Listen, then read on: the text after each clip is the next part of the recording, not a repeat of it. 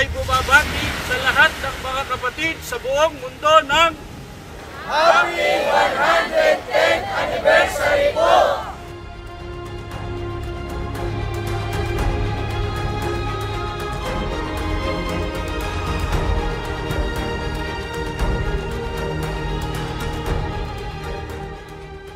Kami po ay bumabati sa ating pinakamamahal at tagapamahalang pangkalahatan, ang kapatid na Eduardo V. Manalo, at sa tagapag-ugnay ng mga kapisanang pansambahayan, ang kapatid na Angelo Eranio V. Manalo, at sa lahat ng kapatid sa buong mundo ng Happy 110th Anniversary po!